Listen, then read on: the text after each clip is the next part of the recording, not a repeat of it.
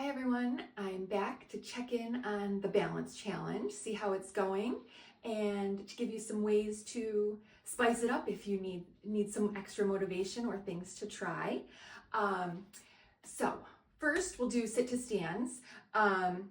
We'll do a little bit of ways to make it easier and harder for this one. So if you're still needing your arms for support, I would recommend trying a higher chair, like a bar height chair that's firm. That could be a good place to start and make it easier without using your hands. Or if you want to use your chair, add some height to it by using like a pillow or a towel, something that's going to be safely on the chair.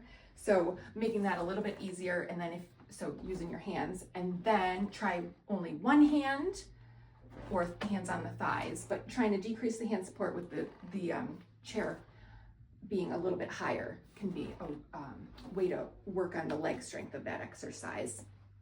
So, and then as that gets easier, then take the cushion or height away. The lower the chair, the harder it is to get out of, if you've noticed. Other places to try, if it is going well, is like your couch.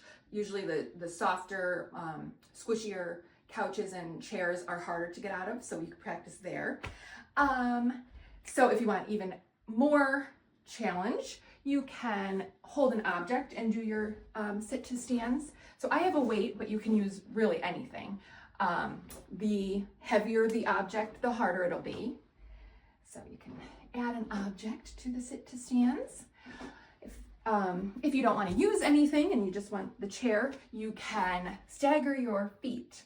So one foot's out, one foot's closer in. The closer leg will be working harder. So you can try and get out of the chair that way. And you can do just one side, or you can alternate. And the leg that's in the back is working harder. If that feels good and you want more of a challenge, you can lift your toes up. So just the heel is on the ground in the front leg. You can try it that way. Then the back leg gets to work extra hard. And you can switch if you want. And let's see. In the first video, I talked about going to fast up and then slow down. So fast up and then slowly lower down. Fast up and slowly lower down. Nice and controlled. So those are sit to stand progressions. Next, let's talk about single leg stance. So that's the one where you're standing on one leg. Obviously it's hard, but if you want to try some other things with it to see where your balance is at, you can add some head turns. So this is challenging. Make sure your core is engaged. You're tightening your belly button and turning your head. This works your inner ear. You can do it on both sides or just one, whatever you want. Turning the head.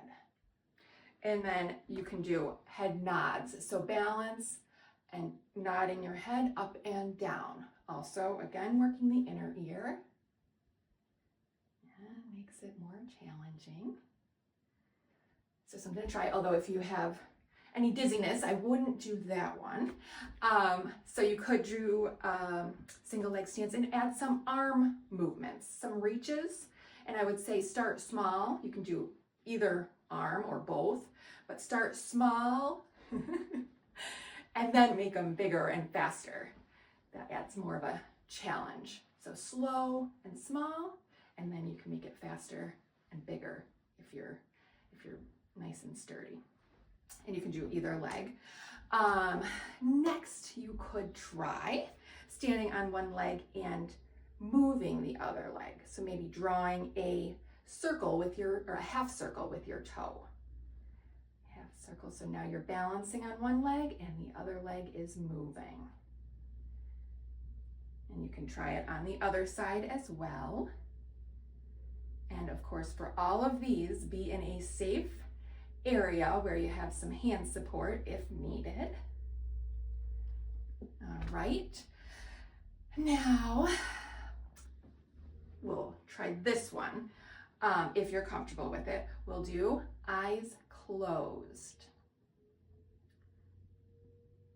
So you're balancing with your eyes closed, core is engaged. You can try both sides. Now this one, of course, make sure you know you have hand support around. And you can always try it just, standing and see how that goes first. I wouldn't just dive into the eyes closed without kind of getting the feel of it. And those you can actually do in this position, the heel toe, like the tandem stance. You can try head nods, head turns, eyes closed, arm movements, anything like that, keeping the core engaged. Now for balance, having the core engaged helps stabilize you, and also focusing on something straight ahead can help you really be stable in that position. So, which is also why head nods are important to practice, to give yourself some idea of, where your balance is if you're not able to be focused on something, more applicable to real life.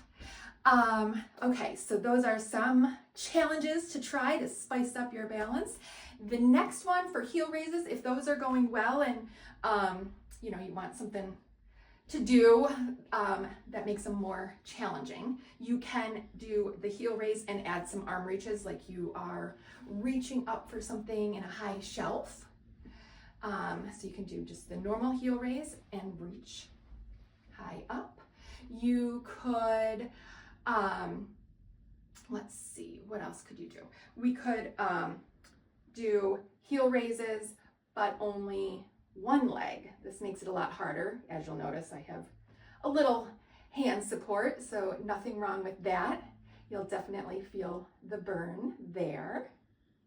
And you can do both legs. The other thing, which you might want to try before you go to what I just showed you, is using weights or holding objects. So heavier, the harder it is. And then of course, if you want hand support, you can do just one side. So then you can hang on and still have a challenge. So those are just some ideas if you're looking for extra motivation to get through the rest of the balance challenge. And if you feel like you are making progress, hopefully you are, but keep going and let me know if you have any questions. Thanks.